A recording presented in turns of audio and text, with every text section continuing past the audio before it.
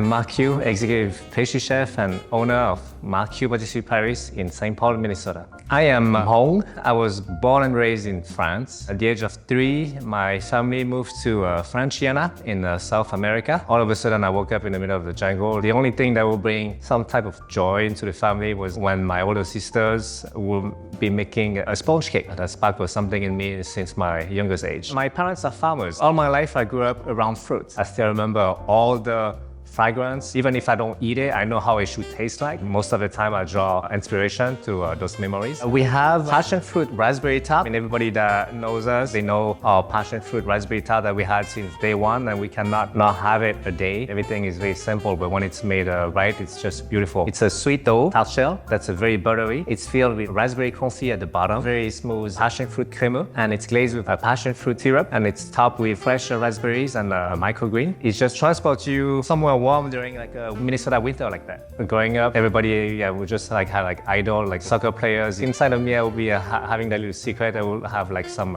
chef that I would love. It was Joël Robuchon. I didn't know nothing. I mean, I come from a very poor family. Mashed potato is a dish that poor people were eating because it's just potato, pretty much.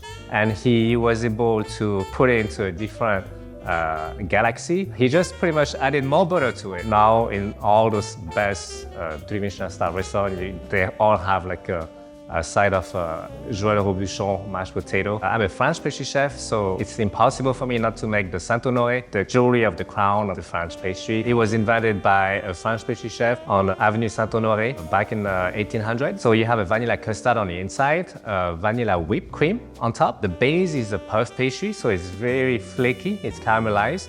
And then you have those cream puffs that on the inside are filled with the vanilla pastry cream as well, but they're glazed with a crunchy caramel. You have a lot of texture, the crunchiness of the puff pastry with the smoothness of the cream and the vanilla whip. After middle school, I wanted to go to pastry school. I chose the path that my parents wanted me to do. They don't have a home. I mean, their homeland was back in Laos. They had to flee the war, and they had many sacrifices. And I kind of like had a deal with my dad. If I make it into medical school, you will get me a flight ticket, for the summer to go to the US. So I came here and on vacation, and a month later, I was set up on a blind date. Little did I know, it was the love of my life. I didn't know that I was gonna be staying here. And I was just like, I don't want to be a doctor. And she was like, what do you want to be? And I think it was the first time I said, I want to be a chef. I want to be a pastry chef. I ended up applying Le Norte in Paris. Luckily, I got in. And we happened to walk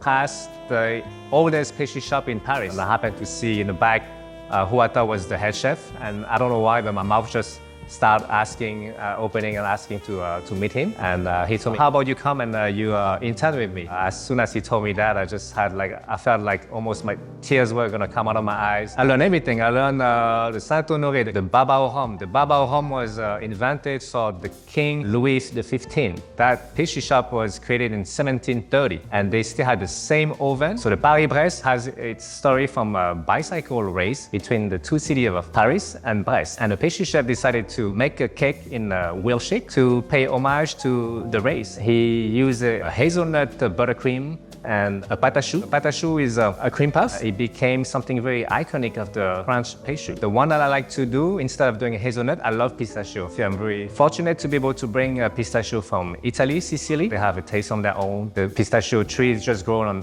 volcanic soil, so it's on rock. I don't even know how that's possible. You just make a praline with it. A praline is just a combination of caramel and the nut that you blend together, and it becomes a paste, just like peanut butter, but it's with pistachio. And then you just mix it with butter and a pastry cream. Pistachio goes with everything. When I went to Italy, we had a beef tartare with pistachio with only $200 in all of our shared account started Marc Heu Patisserie Paris. So we started out of my in-laws' basement, and the first cake that we did was the galette des rois. So it's a traditional cake made during the month of January for the Epiphany. We had like a business plan to sell like 50 a month, but the first month instead of 50, we sold closer to 100. By March, we made over 18,000. So eventually with my wife, we just decided that we just have to open like a real pastry shop. Butter croissant, it's something very simple. It's very difficult to make. It's a 3 days process. We import French butter. It's very buttery, very flaky. You have that nice sour end of taste. When you work on a dough, if it takes 12 hours to rest, you can't speed up the process. It's just about the chemistry that's going into the dough. All the gluten has to rest. I mean, they're a little bit too excited. So it takes time to make sure that everything relaxes so you can continue to do all the folding or the manipulation without adding too much strength at the end. So when you're rolling the final croissant, you can see all those nice layers.